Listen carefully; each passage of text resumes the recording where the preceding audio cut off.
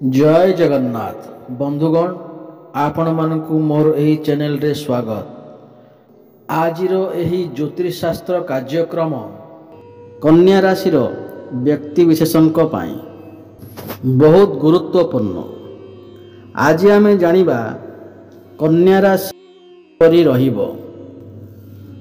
कन्या राशि मासिक राशिफल उपरे आलोचना करिबा किपरि रहिबो संपूर्ण भावरे आमे सही विषय आलोचना करिबा। सेमानंकर स्वास्थ्य शिक्षा प्रेम संपर्क वैवाहिक जीवन भाग्य कैरियर बेपार किपरि रहिबो सही विषय विस्तार भावरे आलोचना करिबा। नवग्रहंकर स्थिति मध्य देखिबा। नवग्रह कि प्रकार फल देबारे सक्षम हेबे शेषरे अशुभत्व प्रदान करुथिबा किछि विशेष प्रतिकार मध्य जानिबा। सेथिपाई वीडियोटी को शेष पर्यंत देखंतु। चलंतु वीडियोटी आरंभ करिबा। जहा कि जन्म राशि चंद्र राशि उपर आधारित। कन्या राशि नवग्रहंकर स्थिति विषय सर्वप्रथम जानिबा।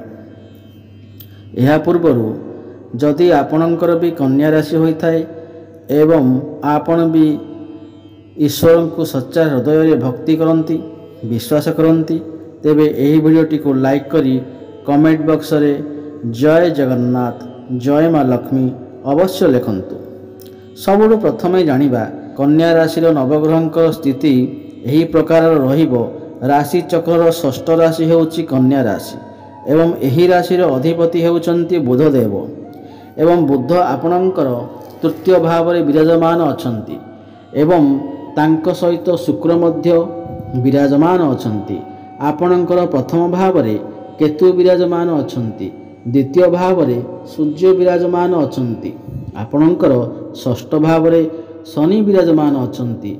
आपणकर सप्तम भाव में राहु विराजमान अछंती। आपणकर एकादश भाव में मंगल विराजमान अछंती एवं नवम भाव में देवगुरु बृहस्पति विराजमान अछंती। ध्यान दे शुणु। स्वास्थ्य विषय जानिबा। आपणकर स्वास्थ्य किपरि रहिबो। प्रथम भाव होइथाय स्वास्थ्यर भाव इम्यूनिटी सिस्टम रो भाव एवं प्रथम भाव अधिपति हेउछंती बुधदेव। बुध आपणकर तृतीय भाव में विराजमान अछंती एवं प्रथम भाव में केतु विराजमान अछंती। बंधुगण आपणकर राशिर स्वामी बुधदेव एही मासरे खराब स्थिति रे अछंती एवं भल स्थिति रे नाहंती। कारण तृतीय भाव को उपरे स्थान माना जाइथाय। राशि चक्र रे जेतेबेले राशिर स्वामी आपणकर 6, 8 एवं 12 एवं तृतीय भाव में चलन करिथांती तो आपणଙ୍କୁ स्वास्थ्य किछि समस्या देखा देइथाय। एही समय रे आपणकर त्वचा संबंधी समस्या किछि देखा देई पारे। स्किन रिलेटेड समस्या किछि देखा देई पारे। एलर्जी भली समस्या देखा देई पारे। ठंडा ज्वर भली समस्या मध्य देखा देई पारे। एथि प्रति टिके ध्यान देबे। तृतीय भाव साहस पराक्रम भाव होइथाय एवं अधिक परिश्रम भाव होइथाय। कोनोसी कार्य रे अधिक परिश्रम करिबा जोगु आपणकर मुंड विधा भली समस्या मध्य देखा देई पारे। एथि प्रति आपण टिके ध्यान देबे। एबे जानिबा शिक्षा विषय। शिक्षा क्षेत्र किपरि रहिबो।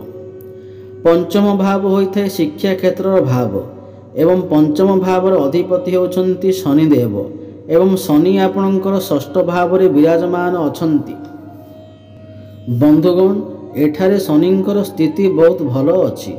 षष्ठ भाव में शनि को बहुत भलो माना जाइथाय एवं बहुत बड़ कथा हेउछि 15 नवेम्बर को शनिदेव बक्री हेब जाउछंती। एही मासरे पाठ पढ़ा सर्वश्रेष्ठ रहिबो। पूर्वर जदि आपणकर पाठ पढ़ारे समस्या थिला आपणकर एडमिशन रे किछि समस्या आसुथिला तेबे ताहा मध्य एही मासरे दूर हो जिवो। आपण आपणकर पाठ पढ़ारे बहुत अधिका उन्नति करिवे। आपणक भितरे मैच्योरिटी लेवल बढ़िबो एवं कॉन्फिडेंस बढ़िबो। ज्ञान आपणक पाठपढ़ारे बहुत अधिक उन्नति करिवे। जदि एही मासरे किछि एग्जाम अछि, उच्च शिक्षा पई बाहर को जाई पारंती, विदेश को जाई पारंती, नूतन स्थान रे एडमिशन होई पारंती, कोनोसी फॉर्म फिलअप करी पारंती, पाठ पढ़ा को नहीं बड़ डिसीजन नहीं पारंती। आपणकर पाठ पढ़ार स्थिति बहुत भल अछि। एबे जानिबा आपणकर प्रेम जीवन किपरि कटिबो एवं किपरि रहिबो। पंचम भाव होइताए प्रेम जीवनर भाव, शिक्षार भाव एवं संतानर भाव। एवं पंचम भाव रे अधिपति शनिदेव आपणकर षष्ठ भाव रे विराजमान अछंती।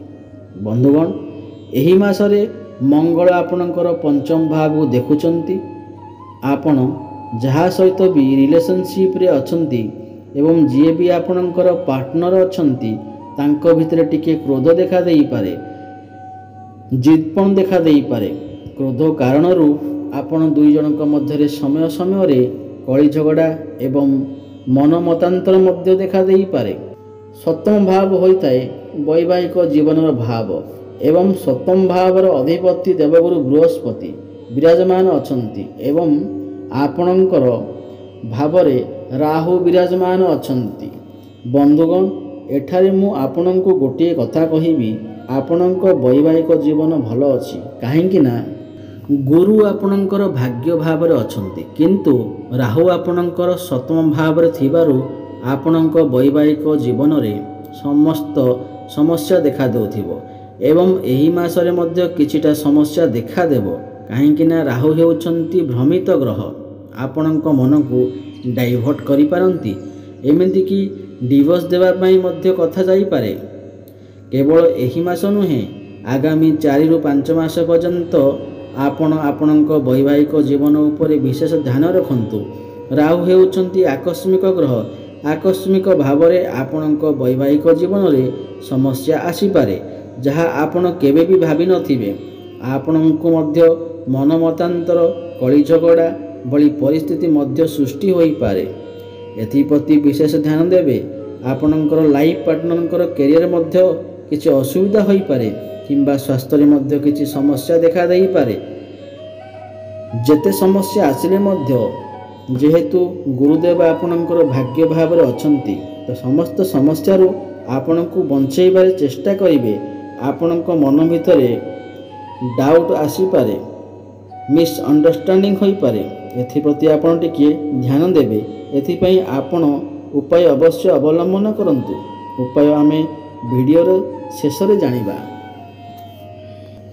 एबे जानिबा सबटु गुरुत्वपूर्ण भाग्य, कैरियर, व्यापार, वाणिज्य विषय रे कि नवम भाव होइथाय आपणकर भाग्यर भाव एवं दशम भाव होइथाय आपणकर कैरियर भाव। नवम भावर अधिपति हेउछंती शुक्रदेव एवं शुक्र आपणकर तृतीय भाव विराजमान अछंती। एही मासरे आपणकर भाग्य बहुत भल अछि, सर्वश्रेष्ठ रहिबो। काहेकि ना भाग्य भाव रे अधिपति शुक्र आपणकर भाव्य भाव को ही देखुछंती, तो भाग्य आपणकर साथ देबो, पूर्ण मात्रा रे साथ देबो। आपणकर कम समय रे बहुत कार्य रे सफलता पाइबे। कोनोसी बड़ इन्वेस्टमेंट करि पारंती किंबा कोनोसी बड़ काम आरंभ करि पारंती। एही मासरे कोनोसी शुभ मांगलिक कार्य मध्य आपणक गृह रे होई पारे। एवं गुरु हेउछंती धर्मर कारक ग्रह, भाग्यर कारक ग्रह। एही समय रे आपणकर मन धर्म आड़ को अग्रसर होई पारे। आपण टिके सामाजिक कार्य रे मन देई पारंती, कोनोसी धार्मिक स्थान को यात्रा करि पारंती। शेयर मार्केट, स्टॉक मार्केट एवं ट्रेडिंग रे काम करिଥିବା लोकମାନଙ୍କୁ बहुत अधिक सफलता प्राप्ति हेबो, आकस्मिक लाभ प्राप्ति हेबो। आपण कोनोसी जानवाहन, भूमि, प्रॉपर्टी इत्यादि क्रय करि पारंती। एही मासरे भाग्य बहुत भल अछि, आपण किछि भी भल काम करि पाइबे। कैरियर रो कथा हेबा जदि दशम भाव होइथाय कैरियर रो भाव एवं दशम भावर अधिपति होउचंती बुध देव एवं बुध आपणकर तृतीय भाव रे विराजमान अछंती। देखंतु एही मासरे आपणकर पाखको बहुत गुडे काम आसी पारे। काहेकि ना बुध आपणकर तृतीय भाव रे अछंती। तृतीय भाव परिश्रमर भाव होइथाय। कर्म क्षेत्र रे आपणको टिके अधिका କାମ କରିବାକୁ ପଡ଼ିପାରେ। ଏହି ମାସରେ ଆପଣଙ୍କର କର୍ମକ୍ଷେତ୍ରକୁ ନେଇ କୌଣସି ଛୋଟ ମୋଟ ଜାଗାକୁ ଯାତ୍ରା କରିପାରନ୍ତି। ବିଦେଶ ଯିବାର ମଧ୍ୟ ବାଟ ଖୋଜୁଅଛି ଏବଂ ବୁଧ ଏଠାରେ ବସି ଭାଗ୍ୟ ଭାବକୁ ଦେଖୁଛନ୍ତି।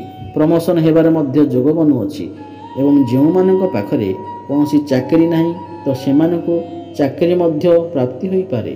କର୍ମକ୍ଷେତ୍ରରେ ଆପଣଙ୍କୁ ଅଧିକ ପରିଶ୍ରମ କରିବାକୁ ପଡ଼ିପାରେ କିନ୍ତୁ ସଫଳତା ଅବଶ୍ୟ ପ୍ରାପ୍ତି ହେବ। ଉପର ଅଫିସରଙ୍କ ସପୋର୍ଟ ଆପଣଙ୍କୁ ପ୍ରାପ୍ତି ହେବ।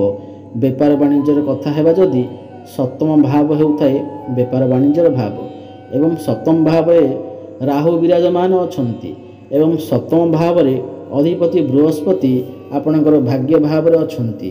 ଏହି ମାସରେ ବେପାର ବାଣିଜ୍ୟରେ ଫଳ ପ୍ରାପ୍ତି କରିବେ। ରାହୁ ହେଉଛନ୍ତି ଆକସ୍ମିକର ଗ୍ରହ। ଆକସ୍ମିକ ଲାଭ ହୋଇପାରେ, ଆକସ୍ମିକ ଲସ୍ ମଧ୍ୟ ହୋଇପାରେ। ଆପଣଙ୍କର ଡେଲି ଇନକମ୍ରେ ବୃଦ୍ଧି ଆସିପାରେ କାହିଁକି ନା ବୃହସ୍ପତି ଆପଣଙ୍କର ଭାଗ୍ୟ ଭାବରେ ଅଛନ୍ତି ଏବଂ ସମୟ ସମୟରେ ଆପଣ କୌଣସି ପାର୍ଟନରସିପ୍ ବେପାର ବାଣିଜ୍ୟରେ ମନ ଦିଅନ୍ତୁ ନାହିଁ। ଆପଣଙ୍କୁ ଧୋକା ମିଳିପାରେ, କେହି ଆପଣଙ୍କୁ ଧୋକା ଦେଇପାରନ୍ତି ଏବଂ ବେପାର ବାଣିଜ୍ୟରେ ଆପଣଙ୍କୁ ଅଧିକ ପରିଶ୍ରମ କରିବାକୁ ପଡ଼ିପାରେ। ଏବେ ଜାଣିବା ଉପାୟ ବିଷୟରେ ଯାହାକୁ ପାଳନ କରିବା ଦ୍ୱାରା ଏହି ମାସରେ ଯାହା ବି କିଛି ସମସ୍ୟା ରହୁଅଛି ଯାହା ଦୂର ହୋଇପାରିବ। ପ୍ରଥମ କଥାଟି ହେଲା ପକ୍ଷୀମାନଙ୍କୁ ଦାନା ଖାଇବାକୁ ଦିଅନ୍ତୁ ଏବଂ ବୁଧବାର ଦିନ ପ୍ରଭୁ ଗଣେଶଙ୍କୁ ଦୁବ ଘାସ ଅର୍ପଣ କରନ୍ତୁ। ଶୁଭ ଫଳ ପ୍ରାପ୍ତି ହେବ ଏବଂ ବୁଧ ଗ୍ରହଙ୍କର ବୀଜ ମନ୍ତ୍ର ଜପ ଅବଶ୍ୟ କରନ୍ତୁ। ମନ୍ତ୍ରଟି ହେଲା ଓମ୍ ବ୍ରାଂ ବ୍ରିଂ ବ୍ରୋଂ ସହ ବୁଦ୍ଧାୟ ନମଃ। ଏହି ମନ୍ତ୍ରକୁ 108 ଥର ପ୍ରତ୍ୟେକ ଦିନ ଜପ କରନ୍ତୁ। ଶୁଭ ଫଳ ପ୍ରାପ୍ତି ହେବ। ଆପଣଙ୍କ ଜୀବନରେ ନୂତନ ସୂର୍ଯ୍ୟ ଉଦୟ ହେବ। ଜୀବନରେ ସବୁ ସମସ୍ୟାର ଅନ୍ତ ଘଟିବ, ଭାଗ୍ୟ ବଦଳିବ। ପ୍ରତିଦିନ ମା ବୃନ୍ଦାବତୀଙ୍କୁ ଜଳ ଅର୍ପଣ କରନ୍ତୁ, ଭାଗ୍ୟ ଚମକିବ ଏବଂ ଦୁଃଖ ଦୂର ହେବ।